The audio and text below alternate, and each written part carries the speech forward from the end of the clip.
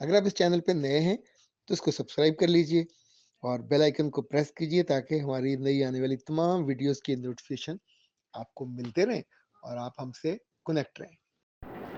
बिस्मिल्लाहिर्रहमानिर्रहीम। खातिन हज़रात, मैं हूं अख्तर अब्बास और आप सबको मेरा सलाम पहुँचे। ज़िंदगी में आधा अधूरा सच या आधी मुलाकात और आधी बात, ये हमेशा एक परसेप्शन क्रिएट करते हैं, और अगर परसेप्शन गलत हो तो बिल्कुल नतीजा गलत निकलता है। एक मस्जिद में लोग नमाज़ पढ़ रहे थे तो अचानक एक आदमी नंगी तलवार लिए मस्जिद के अंदर आया। कहने लगा, कौन है तुम में से सच्चा मुसलमान? तो एक आदमी की तरफ लोगों ने इशारा किया कि ये बहुत सच्चे मुसलमान हैं, सुबह तहज्जुद के वक्त आते हैं, अजान भी देते हैं। उसने उस आदमी को पकड़ा और बाहर ले गया, और अब अंदर बिल्कुल खामोशी है। बाहर उसके पास 2 बकरे थे।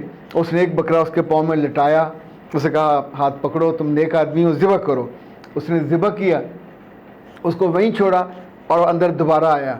तो अब उसके हाथ में वो जो था छुरी, बल्कि छुरा ही कहना चाहिए, उसमें से खून टपक रहा था। ज़रा ताज़ा ताज़ा ज़िबा किया था। उसने कहा, और तुम में से कौन है जो सच्चा मुसलमान है और जिसको बड़ा वो है नेक और मुत्तकी?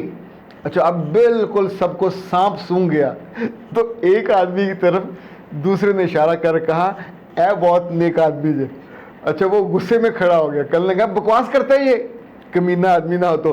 वो तो 2 दिन से केबल नहीं आ रही, मैं तो केबल का ऐलान करवाने आया था, मैं बिल्कुल नेक और मुत्तकी। अच्छा, ये जो परसेप्शन है, अगर उसने पता होता कि बाहर ये हो रहा है तो शायद इस तरह का वो ना कहता। लेकिन कुर्बान जाइए ऐसे लोगों पे कि जो मेरे और आपके चेहरे पे मुस्कुराहट लाने के लिए इस तरह की जो हल्की फुल्की बातें वो कर देते हैं। वैसे इस तरह की बातें औरतों के लिए बहुत ज़्यादा कही जाती हैं। एक बात जो सिर्फ औरतें सुने तो ज़्यादा अच्छा है कि दुनिया में, जब चलें पाकिस्तान में आ जाते हैं, पाकिस्तान में जब भी कोई औरत अपने कपड़ों की अलमारी खोलती है और देखती है ऐसे करके पट खोल के, तो 2 सूरत हाल का उसको सामना होता है। पहली सूरत ये होती है कि ले इन्हें बिच्चू तो पाने वाला कपड़ा ही कोई नहीं, यानी इसका मतलब होता है कि इतने कपड़े पड़े हुए हैं, वो वार्डरोब भरा हुआ अलमारी का, तो इनमें से तो पहनने वाला कपड़ा कोई नहीं है। दूसरा, जब भी कोई नया सूट उसका सिल के आए, हैंग करके वो लटकाने लगे, उसी अलमारी को खोलेगी तो कहेगी कि यहाँ तो रखने को जगह कोई नहीं है। बहुत सारी ख़वातीन ऐसी हैं कि जो इस कैफियत से दो चार होती हैं, और जब मौसम बदलता है तो अपने कपड़ों की पंडे बांध के वो स्टोरों में रखती हैं। इवन अलमारियाँ, उनकी वो जो बड़े अटैची केस, वो जो लोहे के जहेज़ में मिलते होते थे, संदूक, वो और पेटियाँ, उनमें जगह नहीं होती। इतने कपड़े नॉर्मल हमारे यहाँ ख़वातीन के पास हैं, और फिर वो पंडों में बग़ैर तय किए हुए गांठे दे दे के स्टोरों में फेंकती हैं। और शिकवा फिर भी यही होता है कि पौने वाला कपड़ा कोई नहीं या रखने जगह कोई नहीं। वैसे आपको मज़े की बात बताऊं, जो नई नई शादीशुदा वाली लड़कियां मेरे पास आती हैं, उनको सबसे बड़ा गिला क्या होता है? 6 माह हो गए, कोई सूट नहीं सिलवा के दिया।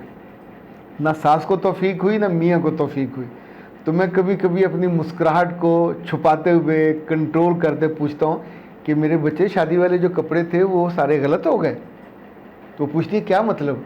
मतलब 20-30 जोड़े माँ ने दिए थे, 20-30 जोड़े इधर बरी में भी आए थे, तो क्या वो 6 माह में, साल में सारे पहना के अपने फना कर दिए?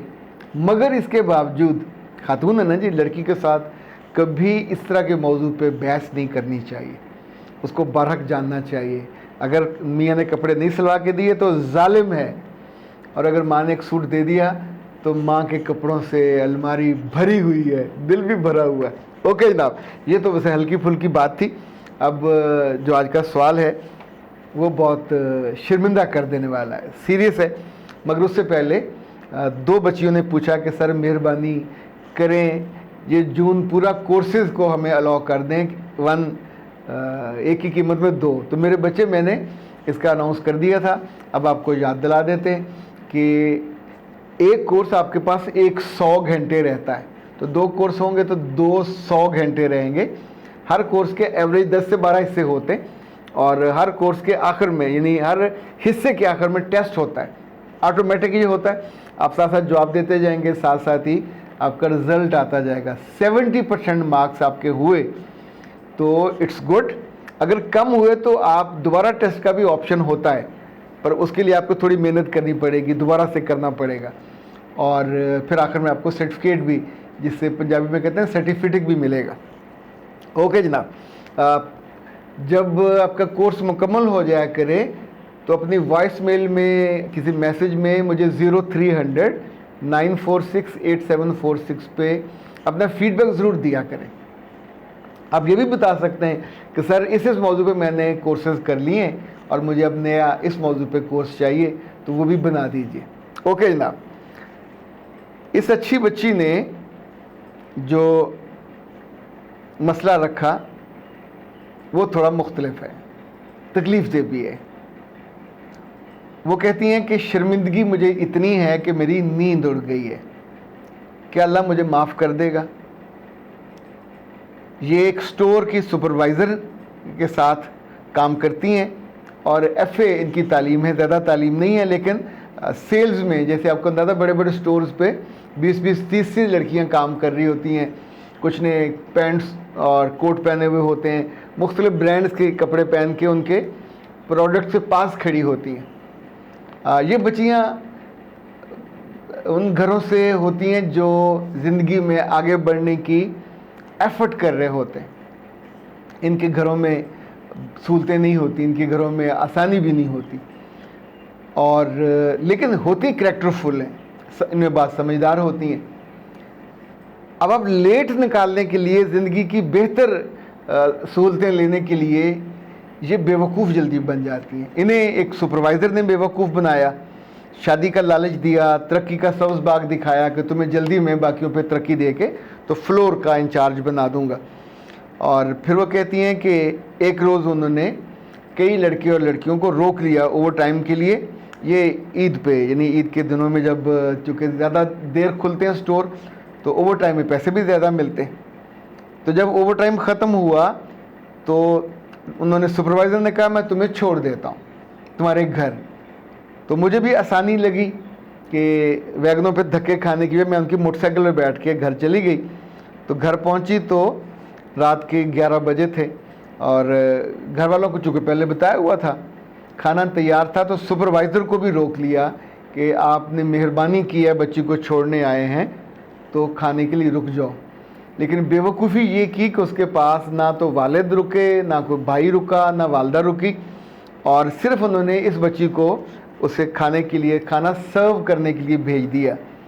खाने के बाद बच्ची ने कहा कि हम दोनों बहक गए, मुझसे गलती हो गई, और फिर वो हुआ जो नहीं होना चाहिए था।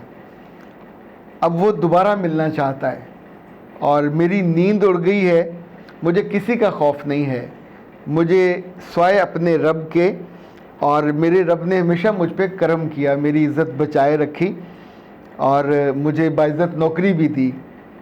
लेकिन ये गलती ऐसी है कि जो मुझे सर से पाँव तक शर्मिंदगी इसने मुब्तला कर दिया है। ये गलती भी है, गुनाह भी है।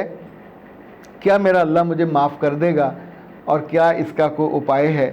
बेटा मैंने आपका नाम जानबूझ के नहीं लिया, और अब इसमें मैं ये भी नहीं कह सकता कि गलती इंसानों से होती है, गलती हो जाती है, और गलती के बाद असल अज़मत या जो खूबी है वो ये होती है कि आप अपनी गलती पे शर्मिंदा हों। जो लड़का या लड़की गुनाह करने के बाद, गलती करने के बाद ढिठाई से उसका जवाब ढूंढे और कहे कि उसने मुझे बहका दिया और उसने मेरा फ़ायदा उठाया और मैं चीख नहीं सकी, मैं रोक नहीं सकी, क्योंकि आमतौर पे गलती में दोनों इन्वॉल्व होते हैं। ये हो नहीं सकता कि सिर्फ एक ही बंदा गलती का बायस बने।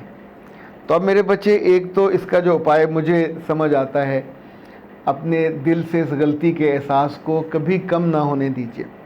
दूसरा, आपने पूछा है कि अल्लाह मुझे इस गुनाह को माफ़ कर देगा। आप सोचिए कि आपने मुझ तक पहुँचे हैं तो आप कोई ब्यूटी टिप्स नहीं पूछ रहे, आपने मुझसे कोई हेल्थ का इशू नहीं पूछा, आप अपनी इज़्ज़त और असमत के